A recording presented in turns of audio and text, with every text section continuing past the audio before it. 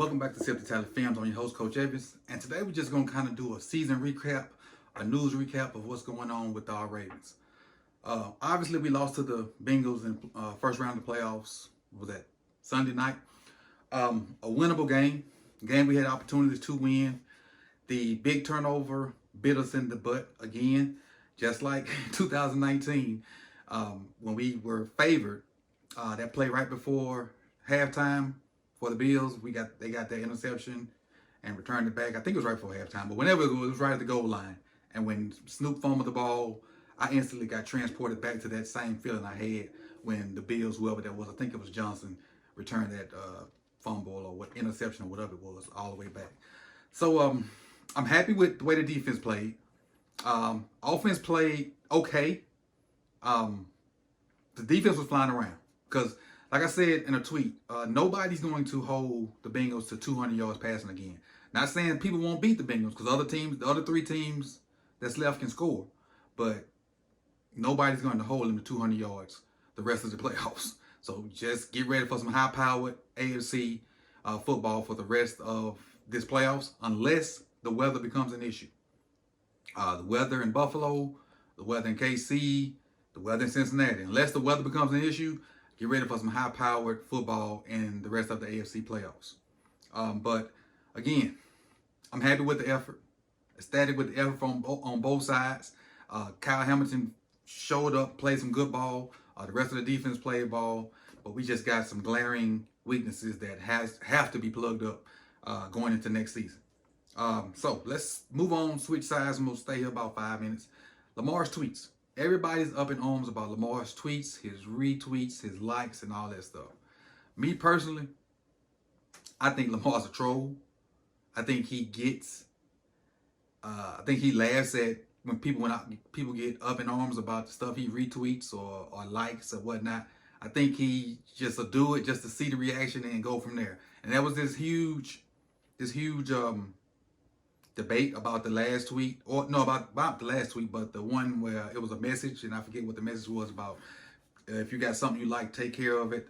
And I don't know it word for word, but that one, it was basically a not a social media, but a mainstream media war. They was going back and forth, what it mean, what it don't mean, what it should mean, what he should do.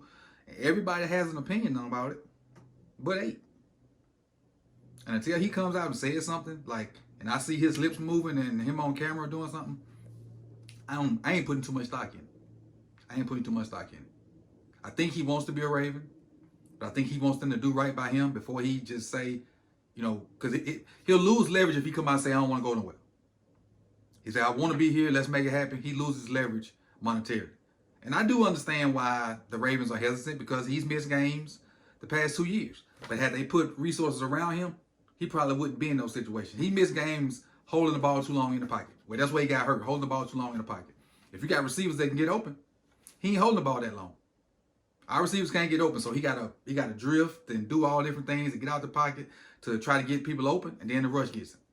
So if we get receivers that can get open, we can have a true quick game, a true medium range passing game, and he can sit back there, get to the top of his drop, release the ball. But no, we don't have guys that can get open, so he got to get there, get the ball, get to the top of his drop. Nobody's open. I got to drift, or I got to scramble. Then I got to try to throw. And by the end, the pressure's coming. And the pressure's coming from every team by the end. Not just the good team. Every team by the end. But again, for my sake, don't read too much into Lamar tweets. I think he's a troll. He may not be, but I think he's a troll. RG3 versus everybody. RG3 went to bat for 8. He went to bat for 8 versus Steve Young. Him and Steve Young, during that, got verbal blows. They were having verbal blows talking about Lamar and him not playing and whatnot. But what I really loved is RG3, he stood his ground. He didn't back up off of it. He basically crapped on Steve Young, because when he said to me, this is my opinion, when he said, I've talked to people in the building that says he's been limping or that says he's sick.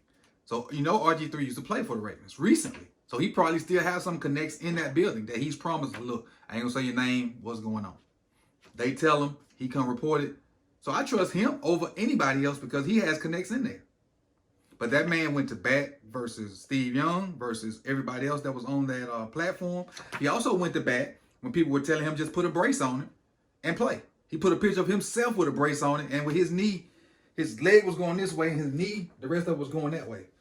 So, you know, I already had a lot of respect for RG3. And I like him as an announcer. He's funny to me. He do a lot of dad jokes. I'm a dad. I like it. It's funny. And he gained a lot of more respect for it. And I didn't dislike him. I didn't lose respect for him, but I put him a little higher on my totem pole as far as people that I want to see on TV and listen to. So that's why I went with RG3. G-Ro and Hobbs. This last on my list. G-Ro's contract is expired. I read somewhere that he might have an option to extend it for a year. I hope that's not the case, but his contract is expired. So we don't have to fire him, even though people on Twitter want to hire him for a day and fire him, but we don't have to fire him. We just have to not give him another contract or not extend him or whatever that thing is. So really, unless they recommit to him, we're in the market for an OC. Hopefully that we find somebody that the style is different. Hopefully Harbs wants to go in a different direction. But honestly, we don't know if Harbs going to be there. Well, I guess we'll find some stuff out tomorrow. I guess, because tomorrow's the end of the season presser with Harbs and EDC. So I guess we'll get some kind of information tomorrow whether Harbs will be there. But I'm almost sure that G-Ro's not coming back. I'd be willing to bet that. Because there's too many players that have complained about G-Ro. And I'm sure the only reason 8 hadn't complained because he still works for the Ravens. And then he ain't the type of guy to throw people on the bus either. Lamar's really not that guy. So if he don't like G-Ro, he probably would never come out and say, man, I hated G-Ro, I hated that system or whatnot. He may just walk around the conversation or somebody ask him straight up. He was like, nah, it's all right. You know, he'll say something. Lamar's like the type of guy that don't want to hurt anybody's feelings. Unless you cross him. And I don't think G-Ro's crossed him. G-Ro just don't have what he need to be successful anymore. So that's why I am with that. I think G-Ro needs to be gone. If Harbs stay, I hope he hires somebody with a regular NFL game plan where Lamar's legs are not a part of the game plan, where his legs are extra. I personally would try to find somebody that's near and dear to and knows what Shanahan is doing, because that cat over there is something serious. Even though they got a bunch of weapons, but still, just looking at his schematics, that dude right there is different.